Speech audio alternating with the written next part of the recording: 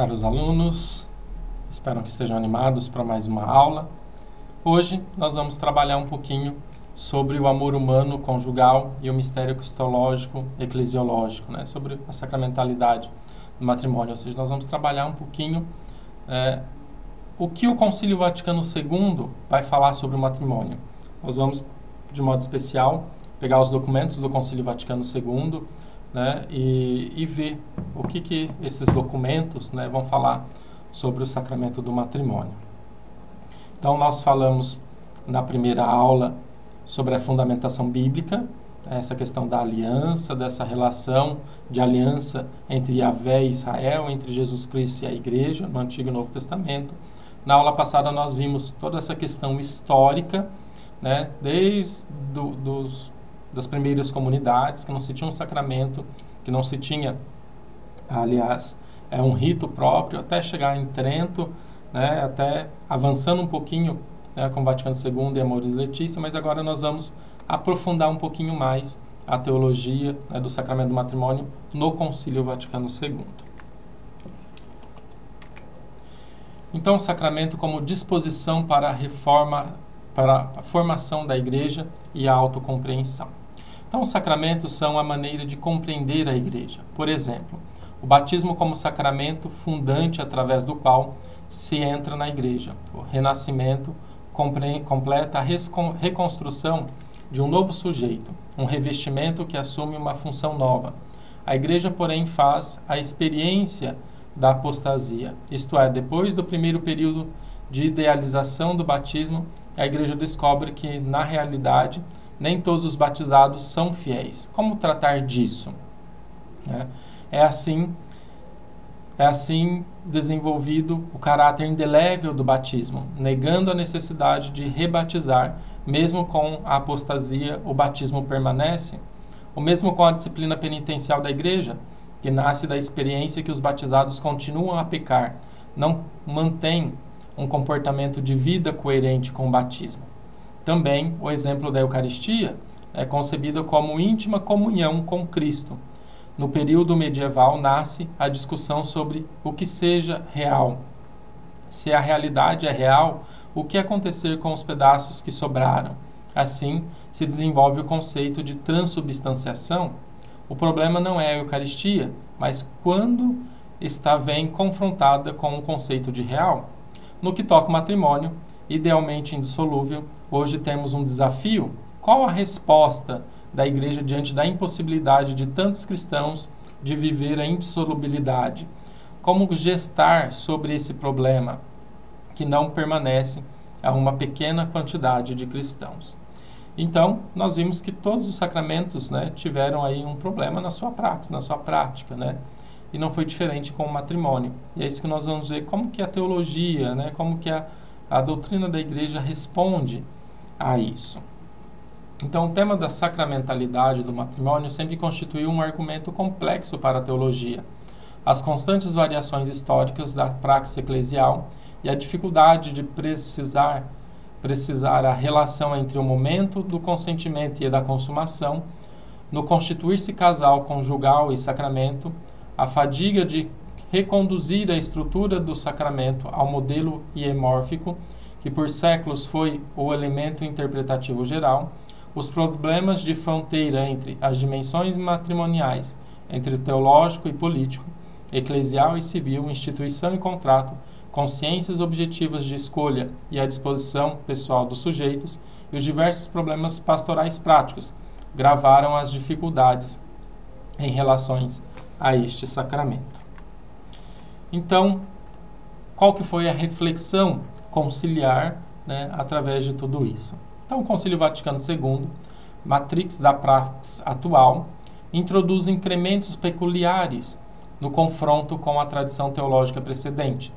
De fato, a Idade Moderna, a reflexão teológica sobre o matrimônio, se apresentava pobre e repetitiva, mortificada pelos focos jurídicos e institucionais que impediam de fazer ver a riqueza da dimensão sacramental do pacto nupcial. Tinha-se a dificuldade de articular o matrimônio como dado natural e como sacramento da nova lei, de modo a salvar tanto a consciência do plano criacional quanto o elemento de sacramentalidade que une os dois batizados. A categoria de elevação, elemento específico da novidade cristã, não conseguia cumprir o seu desejo de originalidade teológica. Respeito ao dado natural, a graça conduzida a um aperfeiçoamento que corria o risco de sempre intrínseco à realidade. A graça corre o risco de ser supérflua no confronto com os efeitos do objetivo e das necessidades da natureza. Um segundo problema, na concepção anterior, era a desarticulação e fragmentação sacramental, deixando de lado a força da Eucaristia, de onde todos os sacramentos provêm e para onde são conduzidos, esquecendo a economia salvífica, que é aquela que nasce no mistério pascal de Cristo, que constitui a Igreja nas suas diversas situações. Então, tais incrementos peculiares, no confronto com a tradição teológica, podem ser recolhidos a partir de 3 núcleos principais. Então, a Sacrosanto Concilium, 77 e 78, a Lumen Gentium, nos números 11, 29 e 35, e na Gaudia et Spes, de 47 e 52. Então, o concílio teve essa preocupação de olhar essas dificuldades e trazer respostas, né, a esses momentos. Então, é importante, então, agora a gente ler e pegar um pouquinho a teologia que está explícita, implícita dentro desses sacramentos conciliares. Então, vamos começar pela Sacrosanto Concilium. O rito da celebração do matrimônio, que se encontra no ritual romano, será revisto e enriquecido para significar mais claramente a graça do sacramento e sublinhar melhor os deveres dos esposos. Além de indicações de caráter ritual, é importante que o Sacrosanto Concílio traga a indispensabilidade do contexto eclesial para constituir-se sacramento, mesmo que o ato seja de modo peculiar dos esposos.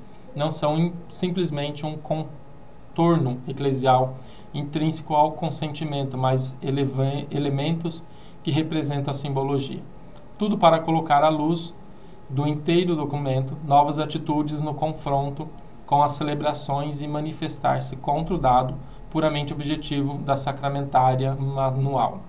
Com isso, busca-se uma unidade relacional entre mistério pascal, princípio da liturgia e a vida da Igreja, que é a liturgia deve ser origem e figura. Então, vocês sabem que a Sacrosanto Concilium é um texto, foi o primeiro texto do concílio que vai tratar a liturgia, né, de modo especial. Então, o Sacrosanto Concílio pede que o rito do matrimônio seja revisto, né, e que ele seja adaptado, reformulado de maneira tal que possa corresponder às realidades de hoje, né. E aí, então, né, a Sacrosanto Concílio também, né, vai pedir que o sacramento do matrimônio, né, tenha essa originalidade litúrgica, que seja ligado ao mistério pascal de Cristo, né? Que não seja algo simplesmente do casal, mas esteja bem explícita essa sacramentalidade que ligue ao projeto salvífico de Cristo, né? Essa economia salvífica no Senhor. Então, a Sacrosanto Concílio vai fazer um movimento de uma nova reflexão da sacramentária da Igreja. Então, na onda do movimento litúrgico, o movimento litúrgico foi toda aquela reflexão anterior ao concílio e que levou João 23 a convocar o concílio. Então, nós tivemos vários movimentos, movimento bíblico, movimento litúrgico, movimento sacramentário, movimento pastoral, enfim, antes do concílio já estava latente na Igreja esse desejo de mudança, esse desejo de aperfeiçoamento, essa nova reflexão. Então, são essas reflexões feitas anteriores ao concílio que vai fazer com que o concílio dê esses passos largos, né? Então, na onda do movimento litúrgico, acontece um aprofundamento essencial para a compreensão do matrimônio. Partindo do espírito da tradição antiga e do primeiro período medieval, se supera o abstrato conceito pós-tridentino de sacramento. Podemos compreender a essência do sacramento somente se colocarmos na globalidade da história da salvação e da vida da Igreja. Lembrando que Trento reforçou, como nós vimos na aula passada, a questão mais jurídica, né? E aqui, né, o Vaticano II vai voltar a abrir, né, e ver todo o sacramento no contexto histórico da salvação e da vida da igreja. Estes são coligados estreitamente à palavra e à obra de Cristo.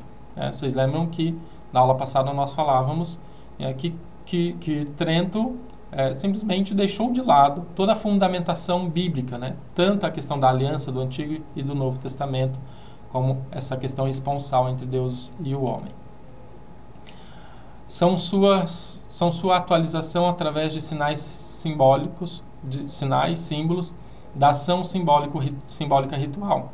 Estes não produzem simplesmente um abstrato fruto de salvação, mas representam no contexto celebrativo o próprio evento da salvação. Nesses, a cabeça da igreja, Cristo, edifica sempre o novo e o seu corpo, a igreja. Através desses somos inseridos misteriosamente no corpo de Cristo e conformados na sua morte e ressurreição. No final das contas, então existe um único sacramento geral, do qual todos os sacramentos fazem parte. Este único sacramento sinal da salvação é a igreja. Todos os singulares sacramentos são modalidades que a igreja, a presença operante de Cristo no meio de nós, se faz evento. Olha que profundíssimo isso, né? Então o concílio vai dizer que não existe apenas 7 sacramentos. Existe um único sacramento, que é a igreja. A igreja é o sinal visível dessa presença de Cristo, né? E a igreja, então, manifesta essa presença, esse sinal visível de Cristo, né, na humanidade, através de 7 sacramentos particulares, aonde cada sacramento vai mostrar um rosto, uma parte dessa igreja. Mas em cada sacramento, em cada parte, está o todo, né? Então nós não podemos ver o matrimônio fora do seu contexto geral, fora do seu texto, fora da igreja. Então, depois de séculos de teologia dos sacramentos ligada principalmente ao esquema aristotélico de matéria-forma, ou centralizada nas preocupações canônicas de validade ou laicidade, era necessário um renovamento que projetasse uma compreensão do sacramento em chave histórico-salvífica. Em outras palavras, para compreender a íntima relação de um sacramento, sendo este um sinal, é preciso andar ao sinal mesmo. A realidade por este significada. Esta realidade significada é a história de salvação que os sinais sacramentais atualizam na vida concreta da comunidade cristã. Então, se eu falo que é um sacramento, eu preciso mostrar como que Cristo se manifesta nesse sacramento. Então, eu não posso ter um rito simplesmente exterior, né? Mas eu preciso trazer isso para dentro da teologia, dentro dessa economia salvífica, né, do Antigo e do Novo Testamento. Bom, depois, né, então a Lumen Gentium, com a Sacrosanto Concílio, vai pedir essa renovação e vai trazer essa unidade. E agora vamos ver o que diz a Lumen Gentium, né? Então, dos 3 textos, o mais importante é o primeiro.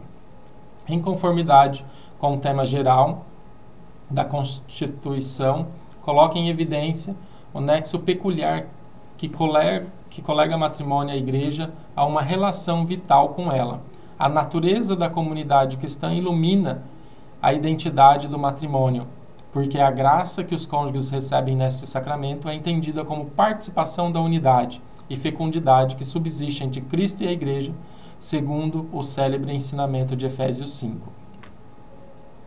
Abandona-se, assim, a perspectiva individualista do sacramento e da sua eficácia. Reciprocamente, a vida conjugal é apresentada como portadora de um dom e de uma missão própria, que concorrem para a edificação da comunidade cristã. Na experiência familiar, os cônjuges, em força de participação sacramental ao amor de Cristo, geram uma rede de relação cotidianas que ajudam na transmissão da fé e no contínuo regenerar-se da igreja. Conteúdo fortemente inovativo, santidade conjugal como fator específico e unificante da experiência matrimonial, corrigindo a tendência de conceber este sacramento simplesmente como remédium concupiscência, né? O matrimônio foi instituído antes do pecado, não como remédio, mas como significação do amor de Deus. Olha que profundo e que lindo isso, né? A Lumen Gentium dá um passo, né, grande nessa reflexão do sacramento do matrimônio, e vai dizer que não está ali simplesmente para apagar o pecado, a concupiscência, né, esse veio carnal que o homem tem, né, essa tendência ao pecado, né? Mas é algo que está anterior ao pecado do próprio homem, é algo que está lá na criação, antes do pecado do homem, que é, né, essa união, homem e mulher, né, quer significar esse amor de Deus, né? Assim como Deus amou o homem, como Cristo amou a igreja, né? Assim também é o sacramento da humanidade, né? Então, finalmente, os cônjuges cristãos, em virtude do sacramento do matrimônio, com que significam e participam do mistério da unidade do amor fecundo entre Cristo e a Igreja, auxiliam-se mutuamente para a santidade, pela vida conjugal e pela procriação e educação dos filhos, e têm assim no seu estado de vida e da sua ordem um dom próprio do povo de Deus. Desta união originam-se a família, do qual nascem novos cidadãos da sociedade humana, dos quais, para perpetuar o povo de Deus através dos tempos, se tornam filhos de Deus pela graça do Espírito Santo no batismo. Na família, como nunca numa igreja doméstica, devem os pais, pela palavra e pelo exemplo, ser para os filhos os primeiros arautos da fé e favorecer a vocação própria de cada um, especialmente a vocação sagrada, né? Aqui é importante a gente frisar que fala da importância dos pais em transmitir a fé para os filhos, né? Mas hoje nós temos um problema de iniciação à vida cristã, né? Nós vemos que os nossos pais não foram iniciados na fé como deveriam, né? A nossa catequese foi puramente doutrinal, ou seja, uma catequese exterior, não trouxe isso para a vida, né? Então nós temos que ter essa preocupação, não só de cobrar dos pais, né, essa educação dos filhos, mas nós, enquanto igreja, né, formarmos os pais, fazermos com que eles sejam iniciados na fé, porque ninguém dá aquilo que não tem, né?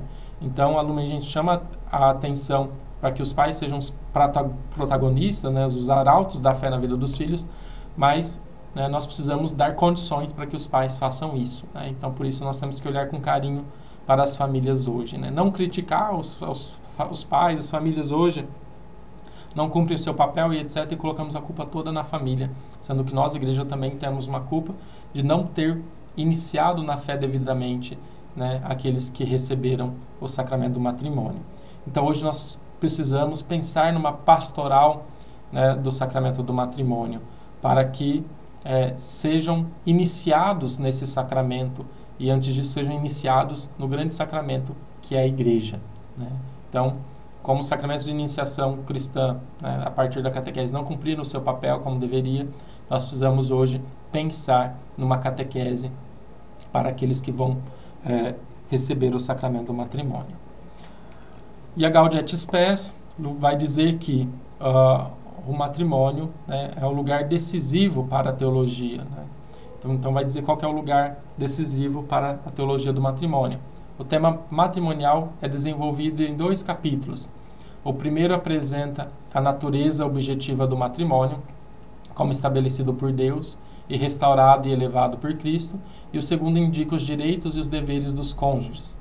Tais direitos e deveres são expostos segundo a tríade agostiniana: bonum prolis, bonum fidei, bonum sacramentis. O texto ainda apresenta a dimensão pessoal do amor exclusivamente, como uma virtude que enriquece a experiência matrimonial, mas em modo nenhum contribui para o ser próprio do matrimônio. O amor conjugal é visto como a causa e não a consequência do matrimônio. Os nubentes procuram o matrimônio porque se amam, e por isso as Escrituras fazem valer o matrimônio como símbolo da relação entre Deus e o seu povo, coisa que não seria possível se este fosse um contrato que tem por objeto atos sexuais. A diferenciação entre contrato e aliança. Então nós vamos ver que a Gaudium et Spes ela vai recuperar essa noção de aliança e vai colocar, né, não o fim do matrimônio, mas a sua essência, que é o amor conjugal, né? E Cristo, Deus, né, enviou seu Filho por amor à igreja, Deus, essa questão da aliança, né? Então tudo isso vai ser a base para a teologia do sacramento do matrimônio. Então ele vai diferenciar bem o que é um contrato e que é uma aliança. O contrato pode ser rasgado a qualquer instante, A aliança não, né? A aliança é eterna. A novidade da Lumen Gentium é aquela de ver os cônjuges como sujeitos, seja na celebração do matrimônio, seja na vida familiar. Já na Gaudia et Spes fala da santidade do matrimônio e da família. Aqui tinha um problema do concílio, a partir da definição contratual do código ou não. Ainda vamos ver que nos séculos anteriores o matrimônio era a condição de vida de uma minoria. Somente quem podia sustentar uma família se casava. Com a questão social, inserindo no fenômeno salarial, os cidadãos começaram a casar-se mais. Então a Gaudia et Spes 49 falará do amor conjugal, que é uma outra novidade, porque antes o amor não estava na teologia matrimonial, mas somente o dever. A Gaudia et Spes 50 fala da fecundidade do matrimônio. Não se fala mais de fecundidade do ato matrimonial, isto é, da abertura à vida do ato sexual do casal, mas do matrimônio. Paulo VI, né, retoma ao falar da humano vitis, né, do ato matrimonial e a importância que sejam abertos à vida, né? Então, tudo isso já é uma reflexão, né, que Paulo VI vai fazer, né, depois do concílio. Então, nós temos aqui essa diferenciação entre contrato e aliança na Gaudia et Spes, né? Então, contrato é um objeto, coisas, obrigações diferentes, separáveis da pessoa, né? Na aliança, não é visto simplesmente como objeto, mas é visto as pessoas, a sua essência, né? A sua identidade, particularidade de cada um. O conceito livremente estabelecido, a pura subjetividade é a causa do problema matrimonial, né? Ali na aliança vai olhar um conteúdo, as pessoas, né? Engaja serviço de pessoas, engaja pessoas, revogável por consenso de contraentes, irrevogável para sempre, né? Então não é mais um contrato que pode ser rasgado, né? Rompe-se com a perda material das partes contraentes, não rompe, viola-se. Questão secular e pertencente ao mercado, né? Questão sagrada pertencente ao lar, ao templo, né? Na questão do contrato é melhor compreendido pelos juristas, melhor compreendido pelos poetas, testemunhado por pessoas e garantido pelo Estado, testemunhado e garantido por Deus, poder de ser realizado por qualquer criança desde que o valor de um vintém, contrato de compra e venda, só realizável por adultos, mental, emocional e espiritualmente maduros, né? Então nós vemos aqui essa diferenciação completa, né? Não é mais um contrato, não é algo que pode ser vendido, não é algo que está simplesmente ali para procriação, mas a Gaudia et Spes vai levar a pessoa, né, como dom de Deus, né, que leva uma maturidade, uma consciência daquilo que está se assumindo, né? E eu lembro que um dos santos, né, vai dizer que a aliança é colocada no quarto dedo da mão esquerda porque não é algo racional, mas é algo que parte do coração. Santo Isidoro, né, vai dizer isso, né, que é algo que a aliança é colocada no quarto dedo da mão esquerda porque do dedo dessa mão tem uma veia que liga direto ao coração, né, dizendo que o matrimônio não é algo jurídico, né, mas é algo que parte do coração, é algo racional simplesmente. Gaudia et Spes 48 diz assim: a íntima comunidade de vida e de amor conjugal, fundada pelo Criador e dotada de leis próprias, é instituída por meio da aliança matrimonial, ou seja, pelo irrevogável consentimento pessoal. Deste modo, por meio do ato humano com o qual os cônjuges mutuamente se dão e recebem um ao outro, nasce uma instituição também à face da sociedade, confirmada pela lei divina. Em vista do bem, tanto dos esposos e da prole, né, dos filhos e da sociedade, como da sociedade, este sagrado vínculo não está ao arbítrio da vontade humana. O próprio Deus é o autor do matrimônio, o qual possui diversos bens e fins, todos eles da máxima importância, quer para a promulgação do gênero humano, quer para o proveito pessoal e a sorte eterna de cada um dos membros da família, quer mesmo, finalmente, para a dignidade, estabilidade, paz e prosperidade de toda a família humana. Por sua própria índole, a instituição matrimonial e o amor conjugal estão ordenados para a procriação e educação da prole, como constituem como que a sua coroa. O homem e a mulher que pela aliança conjugal já não são dois, mas uma só carne, prestam-se recíproca ajuda e serviço com a íntima união das suas esposas e atividades, tomam consciência da própria unidade e cada vez mais a realizam. Essa união íntima já é dom recíproco de Deus, de duas pessoas, exige do mesmo modo que o bem dos filhos, a inteira fidelidade dos cônjuges e a indissolubilidade da sua união. Olha que lindo isso, né? Então, vai colocar que essa fecundidade, essa felicidade, não está só... essa fecundidade não está só na geração de filhos, mas está também na felicidade, no bem dos esposos, né? Então, vale a pena a gente meditar e aprofundar um pouquinho mais esse texto da Gaudium et Spes, né? Então, união entre o profano e o sagrado. O ponto de partida da sacramentalidade do matrimônio está na mesma realidade do matrimônio. Nesse sentido, uma forma de nos aproximarmos da sacramentalidade do matrimônio consiste em dar uma definição de matrimônio. O matrimônio constitui uma realidade natural, que é anterior aos efeitos que derivam do matrimônio enquanto sacramento. A sacramentalidade do matrimônio se insere na realidade humana, ambiguidade da condição humana e social do matrimônio. O matrimônio faz parte do projeto divino da criação. Responde à realidade antropológica do homem, não definida pela objetividade e profundidade. O matrimônio é a resposta adequada a essa dupla forma de ser do homem e da mulher, que só tem sentido se interpretada em relação de reciprocidade, de comunicação mútua, entrega mútua, caráter pessoal e corporal, de unidade na diversidade, de colaboração e de comunhão. Projeto de vida aberto à comunidade familiar, né? Então devemos ter tudo isso bem claro, o que é de fato essa definição do matrimônio, né? E aí então esse matrimônio tem uma identidade, né? Assim partimos de uma realidade humana, a união matrimonial, que é assumida como sinal de uma realidade de ordem cristológica e eclesial, a união de Cristo com a Igreja, sem abandonar a realidade de sua condução natural. No matrimônio, o significado do sacramento reverte sobre o próprio sinal e vem a iluminar e fortalecer a realidade que constitui o sinal e afeta a vida humana e a santidade dos esposos.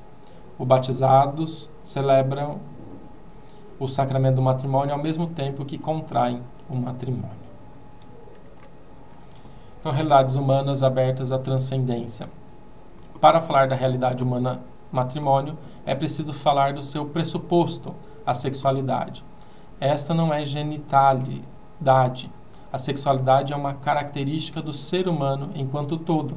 A pessoa humana só existe sexuada. Toda a existência humana é marcada pelo sexo. A forma genital é uma forma de viver o sexo, mas não única. No ser humano, o instinto sexual aparece pessoalizado. Implica ternura e comunhão. O desejo não tem por termo uma coisa, mas uma pessoa, um companheiro. Busca proximidade e comunhão com a pessoa. O sentido da instituição do matrimônio é dar uma resposta ao caráter ambíguo da sexualidade. É, por um lado, descoberto da alteridade e, por outro, pura dominação. A instituição quer proteger o primeiro. Então, o que se quer colocar aqui? É lógico, o homem tem esse ser instinto, mas é uma forma de santificar algo sagrado, porque a sexualidade foi criada por Deus, né? Então, o matrimônio tem esse sentido, de purificar, não simplesmente como algo de genitália, o prazer pelo prazer, mas isso vai além, né? O amor além do prazer pelo prazer simplesmente. Então, o amor ao próximo só é possível pela graça de Deus. Essa abertura à transcendência pode ser vista também deste outro ponto de vista na relação dom e tarefa, serviço livre e espontâneo, fidelidade, amor, promessa e compromisso. Exatamente a partir dessas atitudes e desses atos, se pode ver que o matrimônio não só atualiza o ser humano como totalidade, mas se revela algo que ultrapassa, algo que ele se transcende a ponto e aponta para o âmbito ministerial. Realidades humanas abertas à transcendência ainda, a distinção do ser humano com o animal é a categoria de promessa, né? Como dizia Nietzsche. De fato, promessa e fidelidade supõem liberdade. Quem promete algo desprende-se do momento atual e liga-se para o futuro. Cada promessa é um ato de transcender, que ultrapassa a situação momentânea e antecipa o futuro. Desligo-me do sentimento presente e me comprometo, embora não saiba se amanhã ou depois terei o mesmo gosto nisso. Esse compromisso é ato de extrema liberdade e, ao mesmo tempo, de total determinação. Ligar-se não nega a liberdade. Pelo contrário, nisso resiste justamente o máximo da liberdade. Não livre é quem não se liga, mas se deixa levar a cada momento por seu humor. Ao comprometer-se à fidelidade, o ser humano se mostra o ente livre que ultrapassa o momento presente e se transcende, né? Então, quem vai dizer isso, né, é o padre Francisco Taborda, num dos seus livros, né? Então, vai dizer que essa liberdade, né, está a essência, né, de transcender esse amor, ligando a alguém, não simplesmente vivendo, né, o prazer pelo prazer, vivendo simplesmente essa questão de instintiva, né? Instinto eu estou com vontade, vou lá com qualquer um e tal, né? O amor no matrimônio vai além. É algo que eu não coloco o instinto acima de tudo, mas coloco o outro, o compromisso que eu selei. E é aí, então, que eu acho a fidelidade, né? Essa transcendência é estar aberto, então, ao outro. A promessa e fidelidade supõem relação de outrem. Prometo a outro, sou fiel a outrem. Ao mesmo tempo, são um ato de confiança que o outro se mostrará digno de minha fidelidade e retribuirá a fidelidade com fidelidade. A fidelidade se atira na imprevisibilidade própria e alheia. Se confia a ela, se entrega ao imprevisível, aquilo de que não pode dispor. Um ato de esperança num futuro que não está totalmente nas minhas mãos, nem nas do outro. Risco uma aventura impossível se o ser humano a quer realizar por próprias forças. A abertura à transcendência revela a ação e presença de Deus. Ela é condição para a sacramentalidade do matrimônio. Então, nós encerramos a nossa aula de hoje, né, dizendo isso, né, que é preciso ter essa consciência, ao contrário do matrimônio, que não é simplesmente um pacto jurídico, que eu vou lá e hoje tá bem, amanhã não dá certo, a gente vai e separa, né? Mas quando eu contraio o matrimônio, eu tenho que ter essa consciência daquilo que eu estou assumindo. Então, essa liberdade, né, com consciência, né, é o que vai me dar essa fidelidade, né? Então, quando eu coloco acima dos meus instintos o bem do outro, essa renúncia para viver o outro, eu encontro, então, essa minha fidelidade, né? Isso é um risco, claro, né? Mas quando nós vemos isso como algo sacramental, como presença de Deus, né? Então a aliança é para mostrar isso, né? Mesmo que eu esteja sozinho no trabalho, longe do meu esposo, da minha esposa, né? Essa aliança sempre vai me lembrar, né? Essa aliança que Deus fez com a humanidade, mesmo diante da infidelidade do homem, Deus sempre foi fiel ao homem, né? Então essa aliança vai mostrar, essa aliança que eu assumo com o outro e que eu tenho que viver também essa fidelidade, estar aberto ao outro e colocar o meu desejo, né, acima daquilo que eu assumi, desse pacto que eu assumi. Então, encerramos hoje. Deixo mais um texto que vai falar dessa sacramentalidade do matrimônio, que vai mostrar que, de fato, o sacramento do matrimônio é um sacramento válido, né? E então nós vamos resgatar tudo isso que nós refletimos no dia de hoje. Então, peguem a apostila, leiam, se tiver alguma dúvida, deixem aí as suas perguntas. E na semana que vem nós vamos ter a nossa última aula, do qual nós vamos falar sobre o ritual do matrimônio. Então, nós vamos pegar o ritual do matrimônio, ver as prenotandas, né? Ou seja, a introdução que o rito traz, as orientações que o rito traz, e de modo especial nós vamos analisar as diversas possibilidades de celebração. Rito com missa, sem missa, né? Como está estruturado o rito adaptado pela CNBB e assim por diante, tá bom? Então, espero vocês. Até a próxima semana. Bom estudo a todos.